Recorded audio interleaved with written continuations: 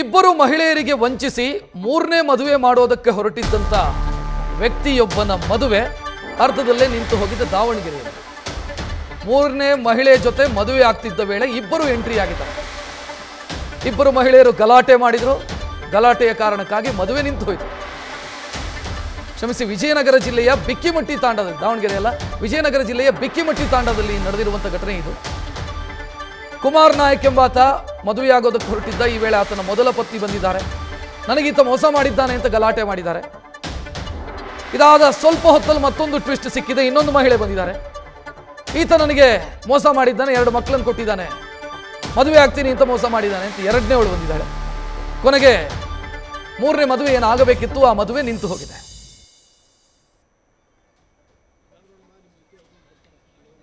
ಕುಮಾರ್ ನಾಯಕ್ ಇವತ್ತು ಮೂರನೇ ಮದುವೆ ಮಾಡೋದಕ್ಕೆ ಹೊರಟಿದ್ದಂಥ ವ್ಯಕ್ತಿ. ಮದುವೆಗೆಲ್ಲ ರೆಡಿ ಆಗಿತ್ತು, ಸಂಬಂಧಿಕರೆಲ್ಲ ಬಂದಿದ್ರು. ಈ ವೇಳೆ ಮಹಿಳೆಯೊಬ್ಬರು ಬರ್ತಾರೆ, ಬಂದು ನನಗೆ ಮೋಸ ಮಾಡಿದ್ದಾರೆ ಅಂತ ಹೇಳ್ತಾರೆ. ನೋಡಿದರೆ ಅದು ಆ ವ್ಯಕ್ತಿಯ ಕುಮಾರ್ ನಾಯಕನ ಮೊದಲನೇ ಹೆಂಡತಿ. ಡಿವೋರ್ಸ್ ಏನೋ ಆಗಿತ್ತಂತೆ. ಆ ನಂತರ ಆ ಡಿವೋರ್ಸಿಗೆ ಸ್ಟೇ ತೆಗೆದುಕೊಂಡಿದ್ರು ಆ ಮಹಿಳೆ. ಅದಾಗಿ ಸ್ವಲ್ಪ ಹೊತ್ತು ಗಲಾಟೆ ನಡೀತಾ ಇತ್ತು.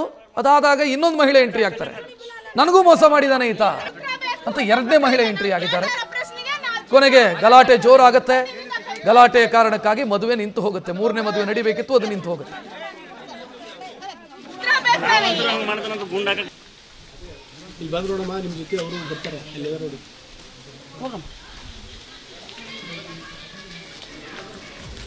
ಇವರು ಮೊದಲಿಂದ ನನಗೆ ಇಷ್ಟಪಟ್ಟಿದ್ರು ಸರ್.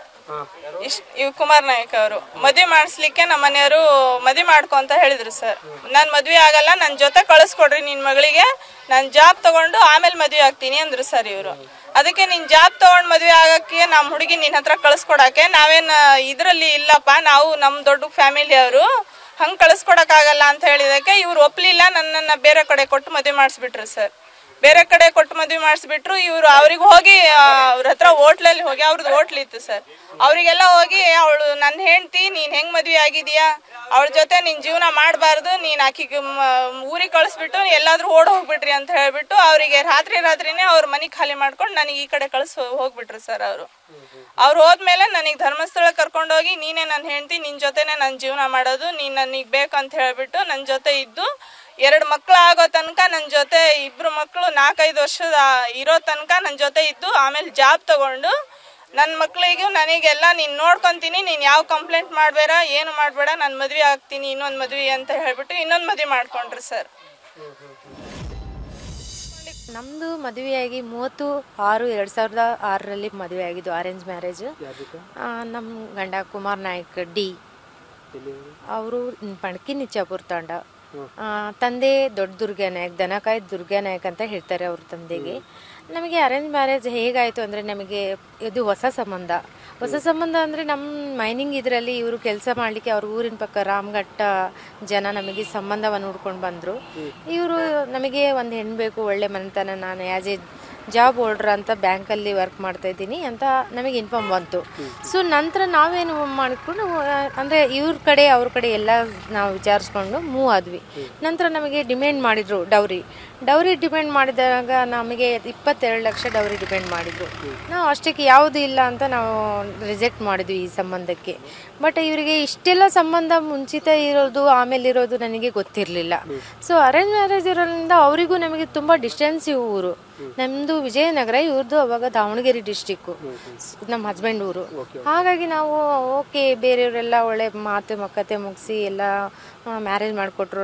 ಸೊ ನಂತರ ನಮಗೆ ಮದುವೆ ಮಾಡಿಕೊಟ್ಟ ನಂತರ 1 ತಿಂಗಳು ಮಾತ್ರ ನಾನು ಬೆಳ್ತಂಗಡಿಯಲ್ಲಿ ಇದ್ದೆ, ಧರ್ಮಸ್ಥಳ ಡಿಸ್ಟಿಕಲ್ಲಿ. ಅಲ್ಲಿದ್ದು ನಾನು ಬೆಳ್ತಂಗಡಿಯಲ್ಲಿ ಸ್ವಲ್ಪ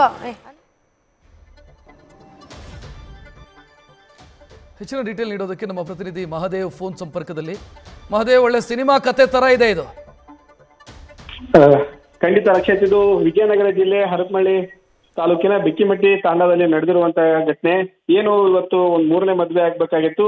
ಅವರು ಹೇಳೋ ಅಂದ್ರೆ ಇಬ್ರು ಮಹಿಳೆಯರು ಆರೋಪ ಮಾಡೋ ಪ್ರಕಾರ ಅದು 3ನೇ ಮದುವೆ ಆಗ್ತಾ ಇದಾರೆ, ದಯವಿಟ್ಟು ಮದುವೆಯನ್ನ ನಿಲ್ಲಿಸಿ ಅಂತ ಹೇಳಿ ಅವರು ಸಾಕಷ್ಟು ಒಂದು ಮನವಿಯನ್ನ ಮಹಿಳಾ ಆಯೋಗಕ್ಕೆ ಮತ್ತೆ ಪೊಲೀಸ್ ಇಲಾಖೆಗೆ ಮಾಡ್ಕೊಂಡಿದ್ರು. ಕಾರಣ ಏನು ಅಂತಂತಂದ್ರೆ, ನನ್ನ ಜೊತೆ ಮೊದಲೇ ಮದುವೆಯನ್ನ ಆಗಿದ್ದಾರೆ, ಹೀಗಾಗಿ ಅವರು ಯಾವುದೇ ಕಾರಣಕ್ಕೂ ಮೂರನೇ ಮದುವೆ ಆಗಬಾರ್ದು, ಯಾಕಂದ್ರೆ ಈ ರೀತಿಯಾಗಿ ಸಾಕಷ್ಟು ಹೆಣ್ಮಕ್ಳ ಜೀವನವನ್ನ ಹಾಳು ಮಾಡ್ತಾ ಇದ್ದಾರೆ ಅಂತ ಹೇಳಿ ಒಂದು ಗಂಭೀರ ಆರೋಪವನ್ನ ಮಾಡಿ ಮೊದಲನೇ ಪತ್ನಿ ನೇಹ ಅವರು ಬಂದು ಇವತ್ತು ಮದುವೆ ಮನೆಗೆ ನುಗ್ಗಿ ಅವರು ಗಲಾಟೆಯನ್ನ ಮಾಡ್ತಾ ಇದ್ರು. ಈ ಸಮಯದಲ್ಲಿ ಸಾಕಷ್ಟು ಮನವೊಲಿಸುವಂತ ಕೆಲಸವನ್ನ ಅವರ ಸಂಬಂಧಿಕರು ಮತ್ತು ಕುಟುಂಬಸ್ಥರು ಮಾಡಿದ್ರು.